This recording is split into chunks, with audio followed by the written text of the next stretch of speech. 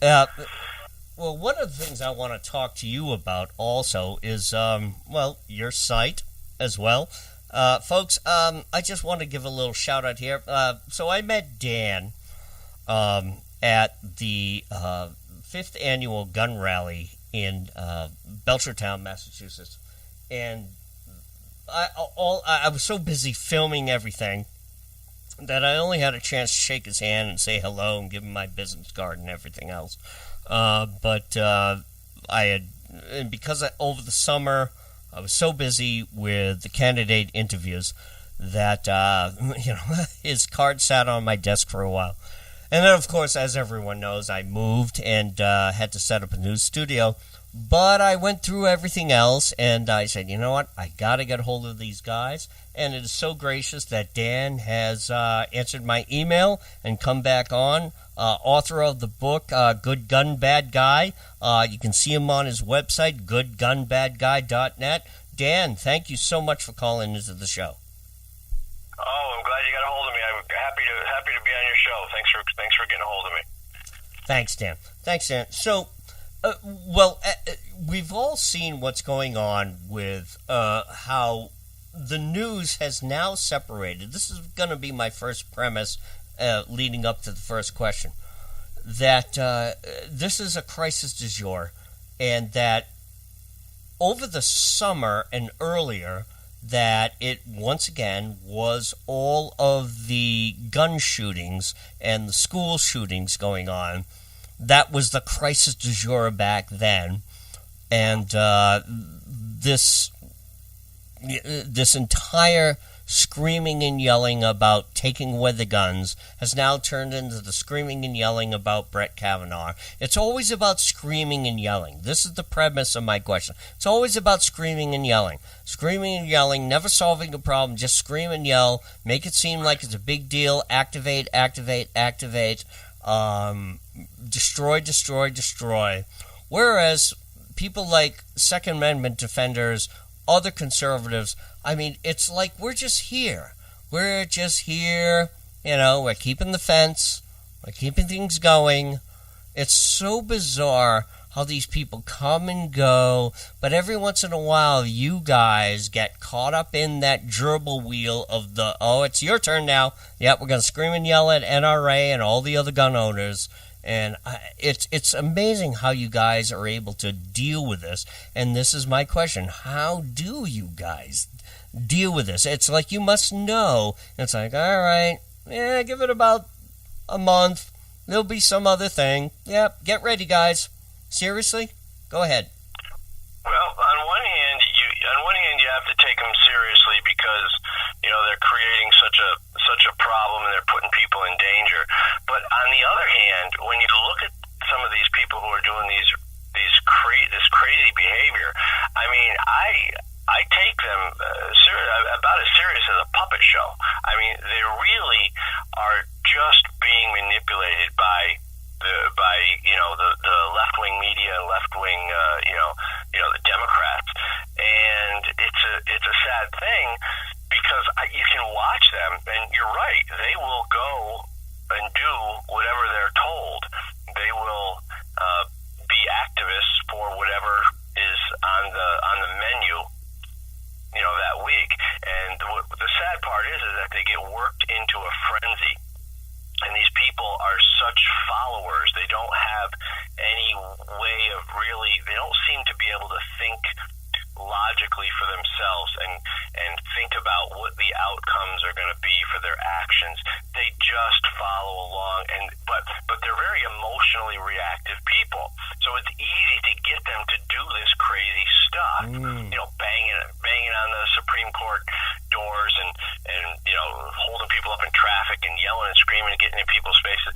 It's all emotionally reactive nonsense, and the Democrats know this. So they can work these people into a frenzy very easily.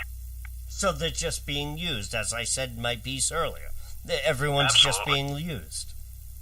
Yeah, absolutely. And a big part of the problem that I see with all these radical nut jobs on the left is that they have nowhere else to go. And let me explain. They have been taught or conditioned or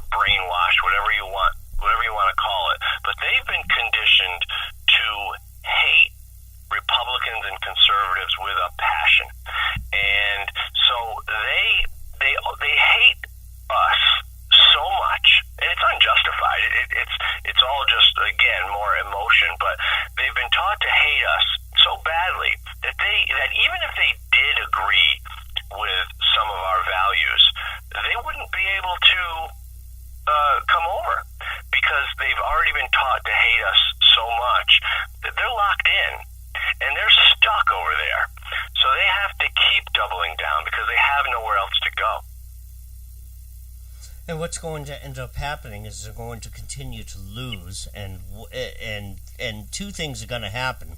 One, they'll become more violent, more dangerous, while at the same time being more and more marginalized, and then eventually, over time, as you and I get old and they grow up and everyone else grows up, they'll just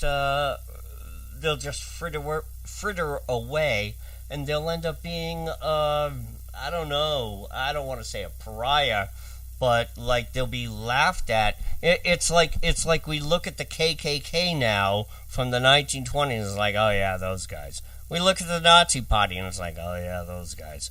They're like, yeah, those guys. We don't pay attention to them anymore. They're drifting away into the ash bin of history, and they don't realize that they're doing this to themselves. Yeah, and I think we can see that now with a lot of the aging hippies and a lot of the Bernie supporters and people who hate capitalism so badly as they're paying for their Starbucks coffee and driving around in their Priuses. They hate capitalism, but they use it. But yet they've been taught to believe that this stuff is bad, and they can't seem to break out of that mindset. And it really is a brainwashing, and it's being done on a mass scale. And if you can just step back and watch some of it objectively, you can see these people are just totally irrational, and it is kind of sad. But here's one thing that I noticed about the left versus the right. People on the left tend to support causes. They have all their causes, like you were talking about earlier, the cause of the week or the cause du jour, and they'll have their anti-gun cause, they'll have their fake racism cause. I always say this, racism doesn't exist anywhere near what they want you to think it is. Same with the sexism thing. It doesn't exist at any level close to what they want you to believe it. So they have their sexism cause, and they have their immigration causes, and their pulling babies away from the mothers at the border, and they have all their causes that they support. But these are just causes. On the right, if you look at the way conservatives think about things and the way conservatives look at the country, we look at the country through a lens of values. It's a little bit different because we have values that we hold dear, that are strong and important to us. These causes that the left fights for, they change every day. So there's no real significance. There's no real, they don't have a real sound ground. They're not really grounded in those causes. So that's part of the difference. That's why they're so radical and so off the edge, and a lot of their causes will contradict each other. But they still go out and they fight because they believe that the other side is the enemy, and they actually believe that they're the good guys. That's the scary part.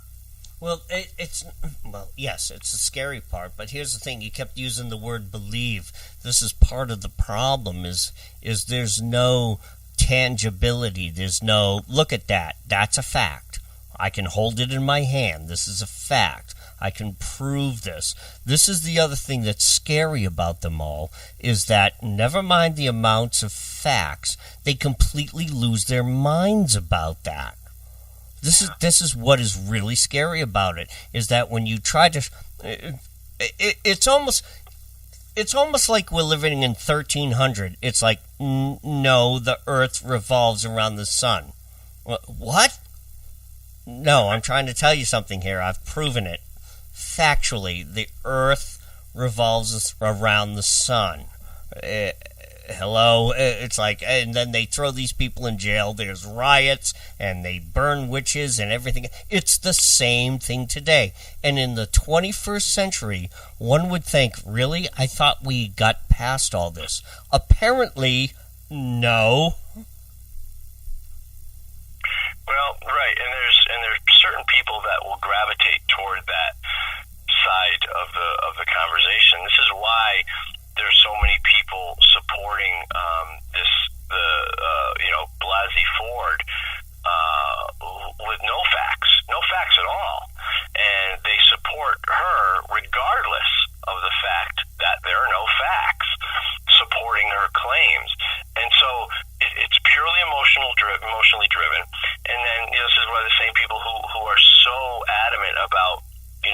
global warming and how we're killing the earth.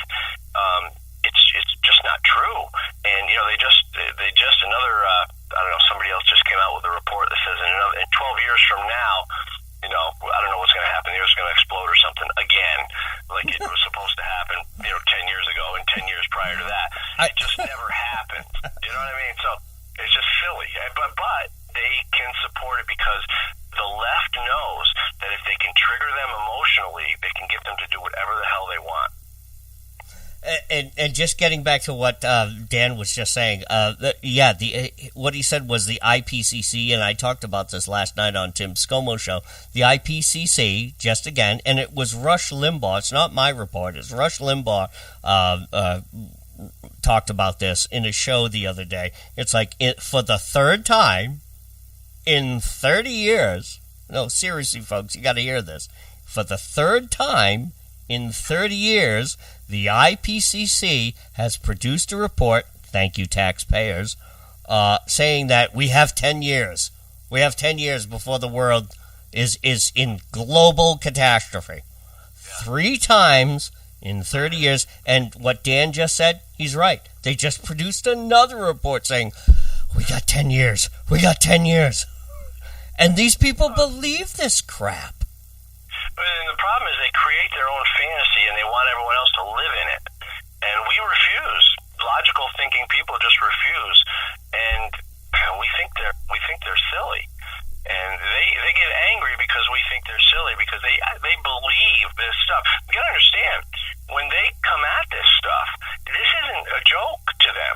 They're serious. Right. And that's what makes it so disturbing.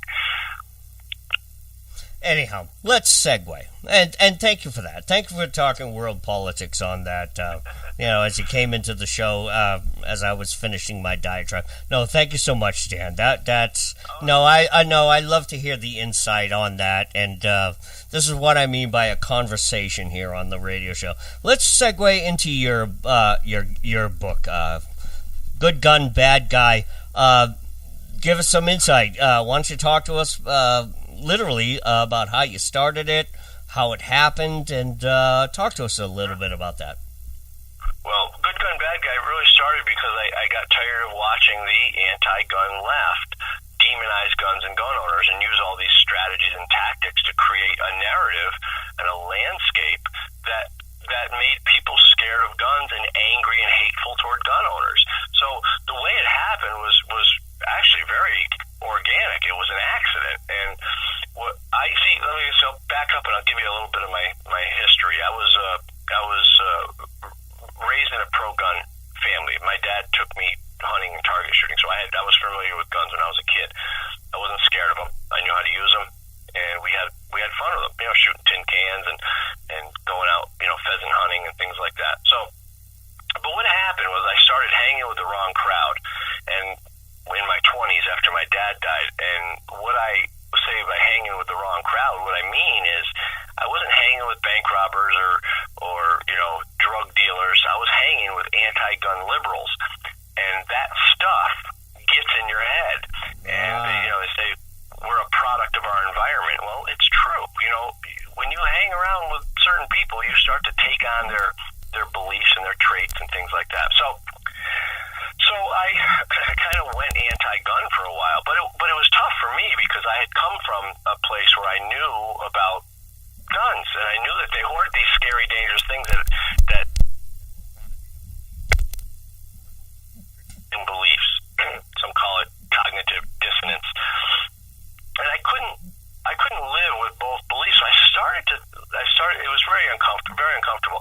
Anyway, fast forward, I had an incident with my wife and I had an incident coming out of a late night movie theater in Albany, New York, and we ran into this guy, and it was looking like it was going to be trouble, and luckily we got out of the situation, unharmed, and it wasn't a really violent situation, but it was just enough to make me realize that I may not have been able to protect my wife that night, and so we got in the car, and I apologized to her, and she asked me why I was apologizing, because I didn't, there was no reason for me to apologize. And I said, well, I'm apologizing because I don't know that I would have been able to protect you tonight.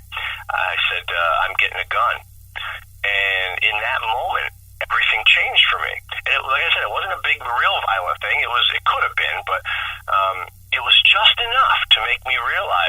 I was on the wrong side. I was on the wrong team on the gun thing, and so I started. So I wrote an article about that night, and it got picked up by a bunch of websites and got a lot of traction. And I just kept writing and writing and writing and writing, and pretty soon I was doing research on some of their strategies and tactics and how it was that I got manipulated, how it was that a guy that came from owning guns, was able to be tricked into this anti-gun, ideology. And I really started to get clear and understand it. And I just kept going and going. And the first book just wrote itself. And I talk about all the strategies and the terminology and just a lot of stuff that will help people see exactly what they're doing to you, to your neighbors, to your friends, to your family members when you watch that anti-gun propaganda, because it does get in and it does influence the way we think about guns, whether we like it or not.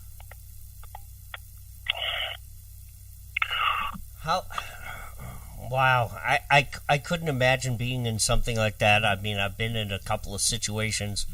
It does get kind of crazy. It hasn't turned into anything that might have been that violent.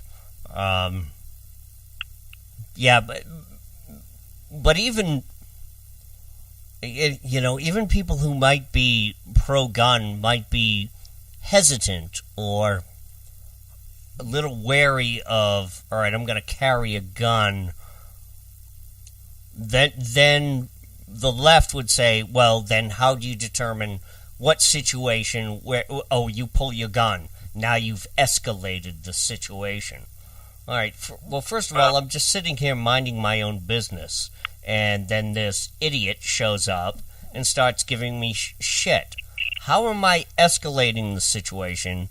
By stopping it in the first place. That's always the axiom of the left, to always say, well, because you have a gun, you'll escalate it into violence. I'm just sitting here minding my own business. This idiot showed up and started giving me shit. Yeah, see, they don't. When gun owners understand guns in a different way, in a way that, especially people who carry guns on a daily basis, understand the responsibility of gun, the responsibility that we have, in a different way that anti-gunners will never ever understand, because they don't let themselves get that far. They don't learn. They don't go to the range. They don't understand. They hate guns. They're scared of guns, and they'll never get that close to understand the mentality that goes along with carrying a gun.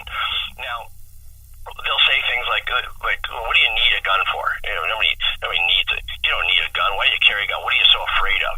And things like that, because they don't understand that this is not about need. This, early on, it might be about need. You might feel like you need a gun, so you get a gun, you train, and you carry that gun. But very quickly, that need turns into something different. It turns into a sense of responsibility. Responsibility for your own life, responsibility for your family, your friends, the good people around you. So that's the one. You get to a point that they never get to, because they don't bring themselves that far, because they've been taught to not go that far, because if they do, they'll get shunned by their peers. When anti-gunners go and they start learning about guns and they start getting information, if they're not getting information to bolster their argument, they will get shunned and shot down by their peers, because they're afraid of losing them to the other side. Well, it also applies to the fact that the victimization. I was a victim. I was raped. I was mugged. I was this. And then everyone sits around you and hugs, and they light candles, and they get all. It's like fuck that. I pulled out my Glock and blew the fucking guy's head off, and then I went back into the restaurant and ate my fucking filet mignon. It's like, what the fuck? Well, I mean, that's to that point. It's kind of true, because we're not scared because we carry a gun. We're not That's the idea. But they think that anybody who does is walking around fearful and scared because that's the way they would. Or not only walking around fearful, but they're walking around looking for a fight. They're looking. You're escalating the violence. Because that's the only reason that they can imagine themselves carrying a gun, because they don't have the understanding. They don't have that sense of responsibility. They haven't learned it. They haven't built that sense of responsibility within themselves. They don't. They haven't learned about guns to the point where they're not scared of them. It's a barrier that they will never get through because they don't allow themselves to. But once you do, you get on the other side of gun ownership and you say, wow, I really get this. And there is a sense of responsibility that goes along with it that most people just don't understand. And you can't explain it to people. It's just something that you get from being a gun owner and being a concealed carrier specifically. But and that gun is there not because you're scared. And it's not to go out and try to hurt people. It's there for the exact opposite. It's there because you have a sense of responsibility and you're protecting life. And it's a completely different mindset that we will never be able to teach them, unfortunately. And what people don't understand also is part of it is defense of country. And I'm not talking about the military. We have the military. But, I mean, if push comes to shove, a giant nuclear weapon goes off somewhere in the United States, everything goes to hell, yeah, the citizens are going to band together, and we're going to come together, and it's like, yeah, we're defending our town. We're defending our state. Armed citizens are literally going to go to the military and say, what can we do for you? We're here, we're armed, and those guys are going to be like, oh, thank God you guys arrived. Yeah. We're kind of understaffed here, can you kind of take the front here? It's like, here we go. We're going to defend the country. People don't get that. This is why our founders put it in there. It's not just for hunting. It's not even for simple defense. It's for defense of the country. It's what I call in my many times on my show. It's what I call the oh shit factor. What if a giant nuclear weapon comes? What if oh my God, what, China just invaded California? Holy shit! All right, go grab your AR-15s. Joe, go grab the shotgun out of the shed. Let's go here. And you show up and you say to the sergeant, who's there, it's like, sir, what can we do to help you? Yeah, we need a militia line set up right here.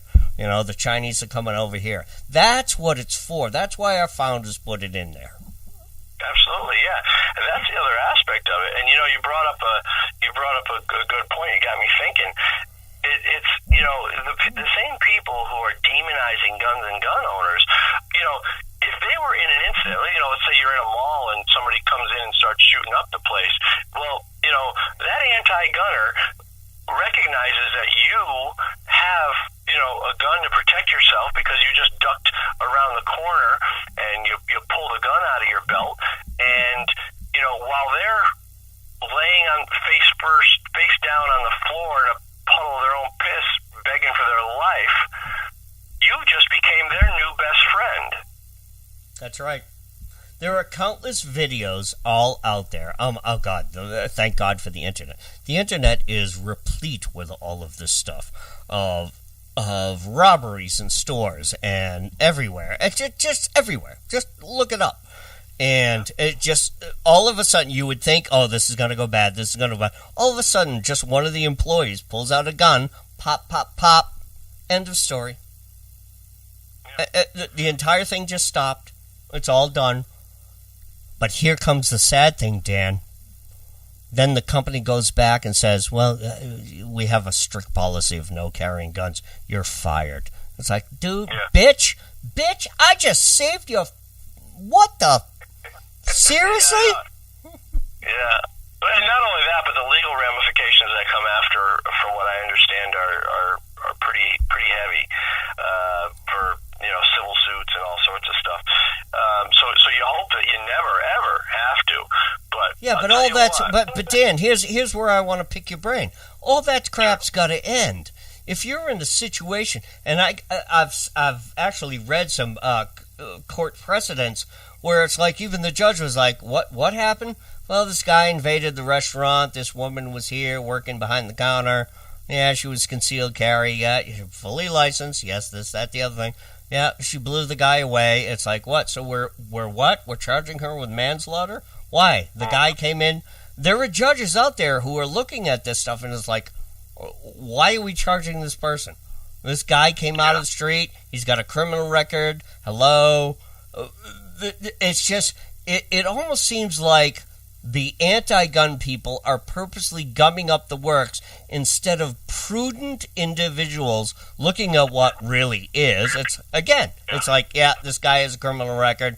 Yeah, he's robbed 3 stores. He came into the store. Unfortunately, the lady freaking putting tuna sandwiches together happened to have a Glock in her hip and popped the guy, and boom, done.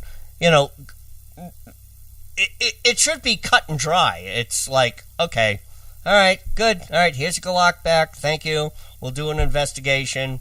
Have a nice day. Go back to work. You know, sorry this had to happen. You know, but no, you're fired. You got to go to trial. You're, manslaughter. But it's like, oh, fucking gee. It's like, oh, come on. Really? There should be some prudence here, where people are starting to think this out, where it's just rational thinking here. Go ahead. Yeah, well, they want to make your right to defend yourself. They want to make that a privilege, and a government issued privilege, and they want to measure it by need. That's why you'll hear the lefties always say, you know, what do you need a gun? Nobody needs an AR-15. What do you need to carry a gun for? They want it to be a need so badly. They want it to be measured by a metric of need so badly because that way they could regulate it. Now imagine this. Imagine this. You do that. You do that. You protect yourself, and you use your gun.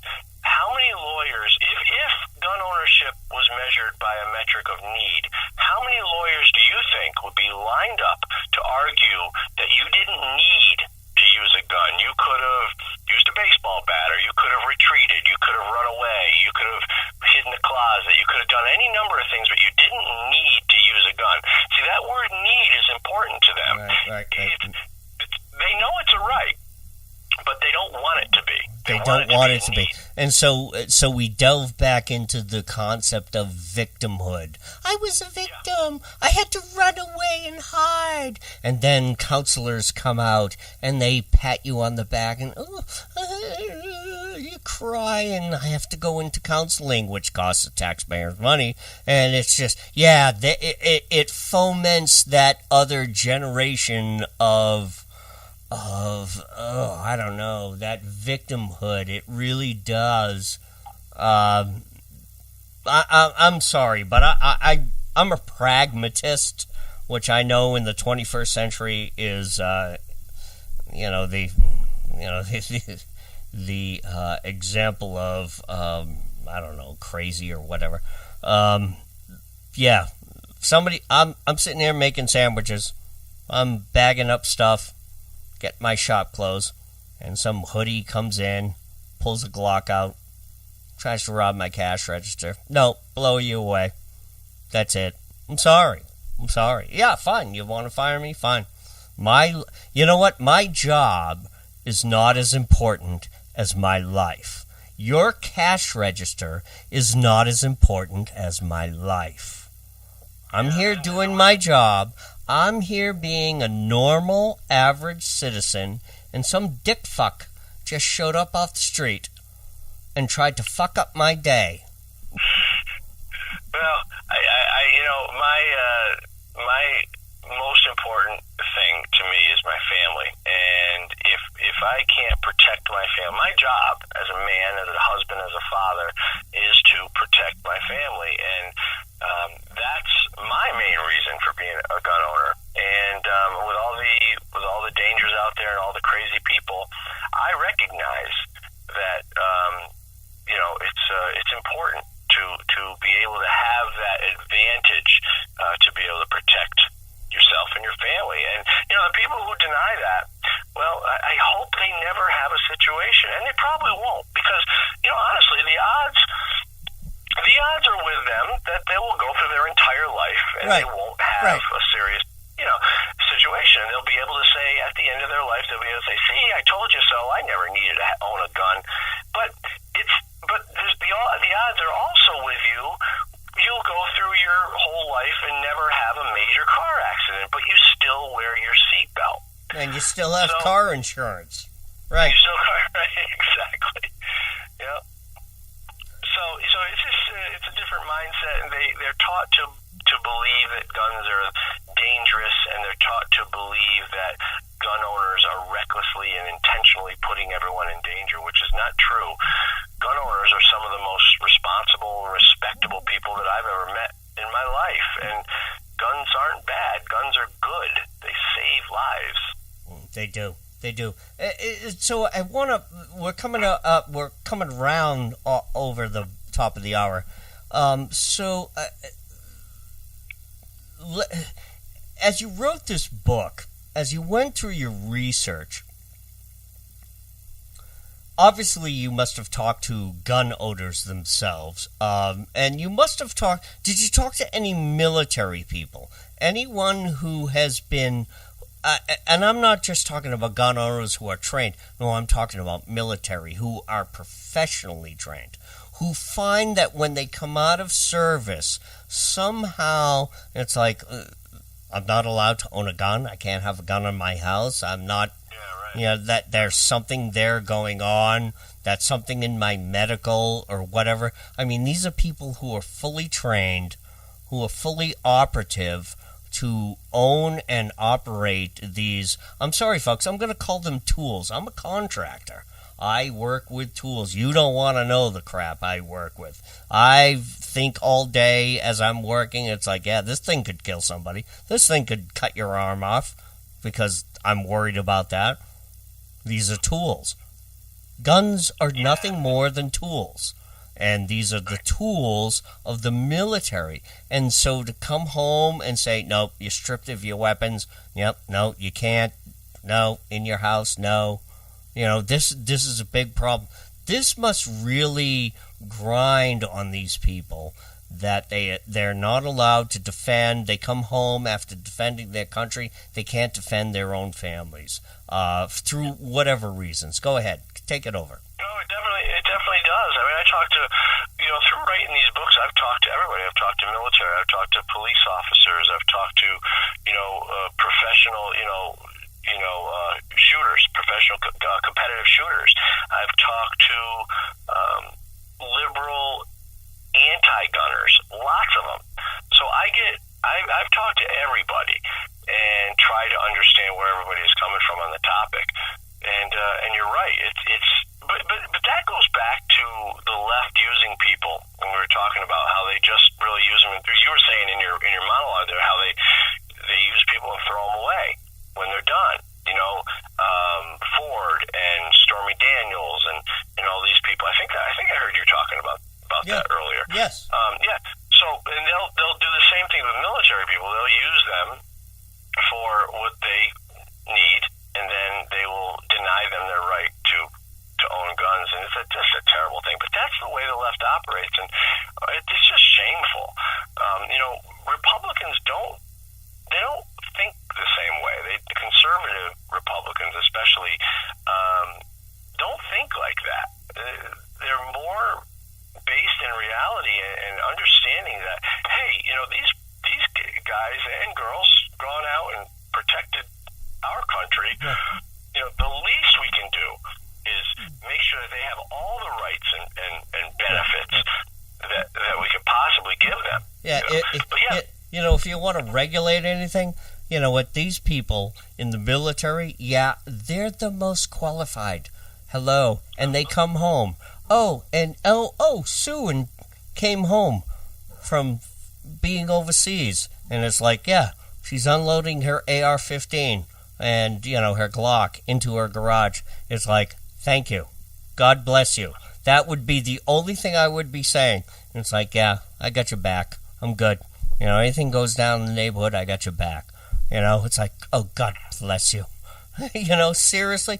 But no, there are leftists out there who would say, I'm a little concerned, because, military people suffer PTSD, and so I'm concerned that she's going to go berserk and shoot up the neighborhood.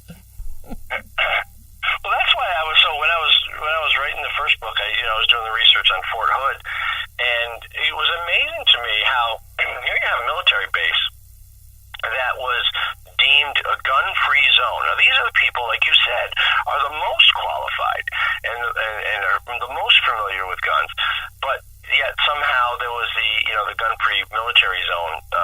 Right. And troops and soldiers died. Right, seriously. Yeah, here you go. Let me stop you there. How absurd is that, Dan, that on a fucking military base, you're not allowed to carry guns? But I got news for you. I served with Homeland Security from 2003 to 2009. I went and did my training. When I got to the gate, I had to be not stripped down, but searched and everything else, my car. Sure. And guess what? These guards that were standing there, loaded M16s. Loaded. But, here you go. But, once you're on the base, you're not allowed to carry. Yeah. And so you have the first Fort Hood, massacre where these people are sitting ducks. And you'd think that it would change after that, but no, it didn't. And then it happened again. And you'd think, well, geez, we can't possibly still have these gun-free military bases. But even after 2 Fort Hood attacks, it's still gun-free. Right, exactly. We haven't learned the lesson. Yeah. Where's the logic there? It doesn't make any sense. So that's the stuff that we have to change, because we have people who don't think logically, who think irrationally and emotionally, and they things are, legislation is passed based on emotion, and it's a terrible thing, and we have to change that. So we do the best we can to change that. Dan, I want to thank you so much. Hey, anytime. Anytime. Great no, talking to you. This is just your first. We will have you back on again. Dan Wos, again, give your website, give your information, the book, Sure. where you can get it. Go ahead, my friend. Sure. People can find my books, Good Gun, Bad Guy, and Good Gun, Bad Guy 2 at goodgunbadguy.net or goodgunbadguy.com, or they can search Good Gun, Bad Guy on Amazon or even through Barnes & Noble. Excellent. Dan, I want to thank you so much. What a great conversation. We will be rehashing this again, because as I always say on my show, it's not like this crap is going away anytime soon. Right. Hey, anytime. You got my number. Thanks for having me on your show. Thanks, brother. If you want more interviews by me, click one of the videos on the right. And remember, your Second Amendment, it's not a privilege, it's your right.